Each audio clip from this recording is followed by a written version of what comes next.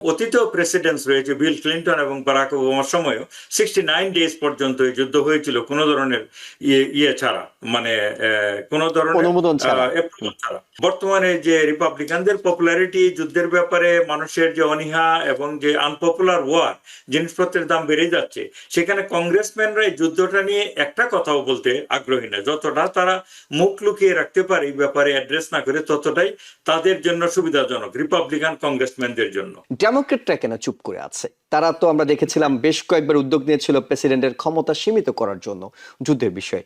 এখন এই war powers act বিষয়ে তাদেরকে তেমন কিছু বলতে শোনা যাচ্ছে না। এটিও কি মানে আমাদের বাইরে অন্য কারো স্বার্থ, তাদেরকে একটু মনোকষ্ট দিতে চায় না, আঘাত করতে চায় না, এমন কোনো হিসেব আছে কিনা তাদের? প্রফেসর ডক্টর এম খালেকুজ্জামান, আপনার কাছে জানতে চাই, আগামী কালকে তো 1 মে এবং যুদ্ধ সামরিক অভিযান এটির 60 দিন অতিক্রম করবে। এখন পর্যন্ত প্রেসিডেন্ট কংগ্রেসের অনুমোদন চাননি, চাওয়ার কোন রকম আভাসও কোথাও পাওয়া যাচ্ছে না। তাহলে যুদ্ধ তো তিনি পরিচালনা করবেন, বন্ধ করবেন না, এখনো তার কাঙ্ক্ষিত লক্ষ্য অর্জন হয়নি। সেক্ষেত্রে কোন পথে তিনি হাঁটবেন? জি, ধন্যবাদ সবাইকে। আমার ব্যক্তিগতভাবে মনে হয় যে এই যে পাওয়ার অ্যাক্ট, যেটা ওয়ার পাওয়ার অ্যাক্ট, এটার ব্যাপারে ডোনাল্ড ট্রাম্প লিস্ট কনসার্নড। সেই ব্যাপারটা টোটালি ইগনোর করে যাবে এবং এটা তার কাছে কোনো বিবেচ্য বিষয় হবে না। এটা হচ্ছে আমার অ্যাসেসমেন্ট। এর কারণ হচ্ছে কয়েকটা। নাম্বার ওয়ান হচ্ছে যে এই যে ওয়ার পাওয়ার অ্যাক্ট, সেটার ধার না দেরে যেমন ডোনাল্ড ট্রাম্প গিয়ে যুদ্ধ ঘোষণা করেছেন অলরেডি ইরানের বিরুদ্ধে। এই জন্য কিন্তু ডেমোক্রেটরা একাধিকবার চেষ্টা করেছে এর বিরুদ্ধে রেজলিউশন আনার জন্য কংগ্রেসে, কিন্তু ব্যর্থ হয়েছে, কারণ মোটামুটি ভোটটা হয়েছে পার্টি লাইনে।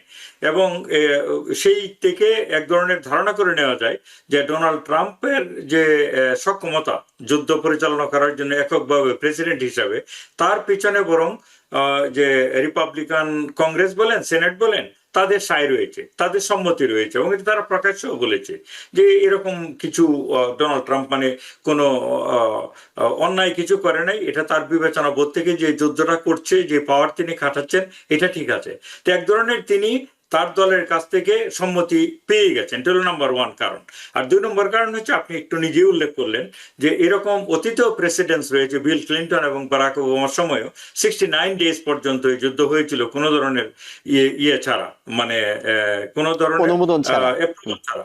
আর 3 নম্বর কারণটা হচ্ছে যে আমেরিকাতে যে তৃতীয় যে শাখাটা আমাদের দেশের প্রশাসনের, যেটা হচ্ছে জুডিশিয়ারি এই ব্যাপারে অনেকটা গানসাই, যেটাকে বলে একটু লজ্জা পেয়ে থাকে আর কি।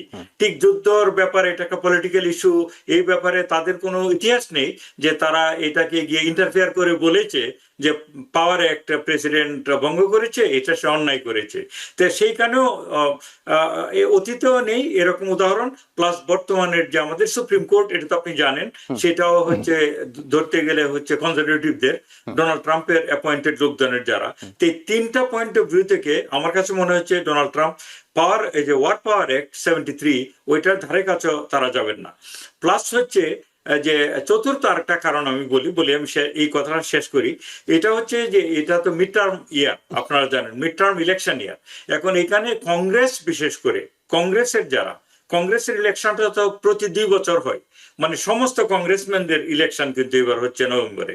তো তাহলে বর্তমানে যে রিপাবলিকানদের পপুলারিটি, যুদ্ধের ব্যাপারে মানুষের যে অনীহা এবং যে আনপপুলার ওয়ার, জিনিসপত্রের দাম বেড়ে যাচ্ছে, সেখানে কংগ্রেসম্যানরা এই যুদ্ধটা নিয়ে একটা কথাও বলতে আগ্রহী না। যতটা তারা মুখ লুকিয়ে রাখতে পারে এই ব্যাপারে অ্যাড্রেস না করে, ততটাই তাদের জন্য সুবিধাজনক, রিপাবলিকান কংগ্রেসম্যানদের জন্য।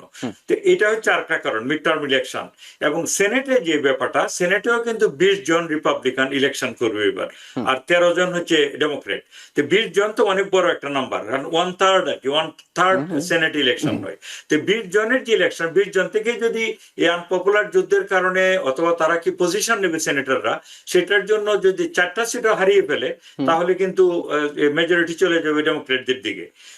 কংগ্রেসে যে যাবে এটা প্রায় নিশ্চিত আর কি। সেনেটে তো মাত্র মানে 53 ভার্সেস 47, 6টা সিটের ব্যবধান এখনো, এটা অনেক বড় ব্যবধান সেনেট হয়তো রিপাবলিকান ধরে রাখবে। কিন্তু আমি যেটা বলছি যে মিড টার্ম ইলেকশন, তারপরে জুডিশিয়ারি, তারপরে হচ্ছে যে ওল্ড প্রেসিডেন্ট, সব মিলে ডোনাল্ড ট্রাম্প এই ওয়ার পাওয়ার অ্যাক্টের ধারে কাছে যাবে না। এমনিতেই তিনি তার নিজের মতো করে মানে জিনিসটা আরো একটা প্রলং ব্যাখ্যা করে দেবেন, তিনি একটা একজনের ব্যাখ্যা দিয়ে এটি সমর্থনে আসার চালিয়ে চেষ্টা যাবেন। করবেন। জি, কিন্তু মানে একটা বিষয় একটু আপনার কাছে বুঝে নিই, সেটা হলো জি। রিপাবলিকানরা যে অঙ্কটা আসছে তারা ভয় পাচ্ছে, তারা হুম স্পষ্ট হুম করতে পারছে না নিজেদের অবস্থান। একদিকে ভোটার, অন্যদিকে প্রেসিডেন্ট ডোনাল্ড ট্রাম্পের বিরাগভাজন হতে তারা কেউ চাইছেন না, সেটি সেনেটে হোক কংগ্রেস হোক। ডেমোক্রেটরা কেন চুপ করে আছে? তারা তো আমরা দেখেছিলাম বেশ কয়েকবার উদ্যোগ নিয়েছিল প্রেসিডেন্টের ক্ষমতা সীমিত করার জন্য যুদ্ধের বিষয়ে। এখন এই ওয়ার পাওয়ার্স অ্যাক্ট বিষয়ে তাদেরকে তেমন কিছু বলতে শোনা যাচ্ছে না। এটিও কি মানে আমাদের বাইরে অন্য কারো স্বার্থ, তাদেরকে একটু মনোকষ্ট দিতে চায় না, আঘাত করতে চায় না, এমন কোনো হিসেব আছে কিনা তাদের? এটা আমার কাছে মনে হয় ঠিক মনোকষ্টের ব্যাপার না। এটার কারণটা হচ্ছে সুই হয়ে তো আপনার কি বলে ফালি হয়ে সুইকে বলা যায় না তোমার তোমার পিছনে ছিদ্র আছে। হুম হুম তাদের বারাক ওবামা এবং বিল ক্লিন্টনও তারা একই কাজ করেছে অতীতে, এটা নাম্বার ওয়ান। আর নাম্বার টু হচ্ছে যে তারা তো দু একবার চেষ্টা করেছে ডোনাল্ড ট্রাম্পের যে যুদ্ধের ব্যাপারে যে ক্ষমতা ব্যবহার করছে হুম সেটাকে কার্টেল করার জন্য, সেখানে তারা ফেল করেছে। আরেকটা উদ্যোগ হয়তো তারা নিবে, ডেমোক্রেটরা টোটালি চুপ করে থাকবে এমন না, তাতে তাদের লাভ নেই। এই হুম। ওয়ার পাওয়ার অ্যাক্টের কথা ওরা নিয়ে আসবে সামনে, কিন্তু এটা নিয়ে খুব বেশি জবরদস্তি করবে এমন না, এবং করেও লাভ হবে এমনও না। কারণ তখন ওই যে ভোটে হেরে যাবে তারা। আপনার পার্টি লাইনে যদি আবার আবার ভোট হয় খুব বেশি লাভ হবে না। এই জন্য এই ব্যাপারটাতে খুব সুবিধাজনক পজিশনে ডেমোক্রেটরা আছে বলে আমার কাছে মনে হয় না। একটা সুবিধা কি তারা পাচ্ছে না? আপনার কাছে কি মনে হয় এই ইরান যুদ্ধ থেকে, অর্থাৎ রিপাবলিকানদের হারের বিষয়টা আরো অনেকটা নিশ্চিত হচ্ছে, কিংবা এটি আরো যত দীর্ঘায়িত হয়, অর্থনৈতিক সংকট আরো যত ঘনীভূত হয়, মিড টার্মে তো সেটির সুফল ডেমোক্রেটদের ঘরে যাবে, সেই কারণেও তো তাদের একটা হিসাব থাকতে পারে। জি, জি, অ্যাবসলিউটলি। এবং এটা ওরা করছে না তা না, যেটা আমি হুম বললাম ওরা চেষ্টা করে যাচ্ছে, নাম্বার ওয়ান। তবে আমেরিকার পলিটিক্সে যেটা ঘটে, হুম ইরানের যুদ্ধটার ব্যাপারে যতটা না ডেমোক্রেটরা মানে ক্যাশ করতে চাবে ইলেকশনে, হুম তার থেকে হচ্ছে যে অর্থনৈতিক যে বিপর্যয়টা এই সংকটটা। দেশে হুম নেমে আসবে। হুম হ্যাঁ, কারণ কারণ ইরান বললে আমেরিকানরা তো এট তারাও দ্য এন্ড খুশি অফ হওয়ার দ্য ডে কথা। At the end of the day তারা পকেট বুক ইস্যুটাকেই বেশি গুরুত্ব দেয়। কারণ হচ্ছে যুদ্ধটা যে হচ্ছে এটা তো আমাদের গায়ে ঠিক সরাসরি আঁচটা লাগছে না। হুম এখানে আমি যখন মার্কেটে যাই, ক্লাসে যাই, তখন কোথাও এমন কিছু পরিবেশ আমার চোখে পড়ে না যে একটা মানুষও ব্যাপার যুদ্ধ নিয়ে শঙ্কিত, চিন্তিত, উদ্বিগ্ন আলাপ আলোচনা করছে। কারণ এর আঁচটা তাদের গায়ে সরাসরি লাগছে না। শুধু অর্থনৈতিকভাবে কিছু ক্ষতি হচ্ছে তারা যখন গ্রোসারিতে যাচ্ছে এবং গ্যাস ভরতে যাচ্ছে গাড়িতে। সুতরাং ডেমোক্রেটরা ওই ইস্যুটার উপরে বেশি জোর দিবে। কারণ হচ্ছে যুদ্ধটা আনপপুলার, এটা সত্য। এট দ্য সেম টাইম যুদ্ধটা যে হচ্ছে তো একটা হচ্ছে আপনার রিপ্রেসিভ রেজিমের এগেনস্টে।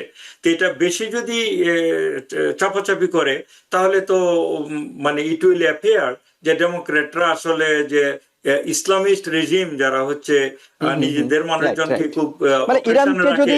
ইরানকে যদি মোটামুটি নিঃশেষ করা যায়, কিংবা ইরানকে যদি একেবারেই একঘরে করে ফেলা যায়, তাদেরকে কোণঠাসা করে ফেলা যায়, সেটাতে ডেমোক্রেটদের খুব একটা আপত্তি থাকার তো কথা নয়, কারণ এটা তো কথা নাই, আমেরিকারই কথা স্বার্থ। না, কথা না। কিন্তু ডেমোক্রেটদের কিছুটা যুদ্ধের বিরুদ্ধে, কিন্তু তাদের লবিতে এই যে জুইশ লবি বা অন্যান্য লবি অনেক স্ট্রং। ইনফ্যাক্ট জুইশ যে লবিটা ওরা কিন্তু ডেমোক্রেটিক পার্টিতে বেশি বিলং করে, যে হুম সেনেটর বলেন, কংগ্রেসম্যান বলেন তারা। সুতরাং হ্যাঁ, তারা যুদ্ধটার বিরুদ্ধে এক ধরনের হচ্ছে আপনার ন্যায্যতার প্রশ্নে, কিন্তু আসলে জুইশ লবির যে চাপ আছে সেটাকে তো আপনি টোটালি উপেক্ষা করতে পারেন না।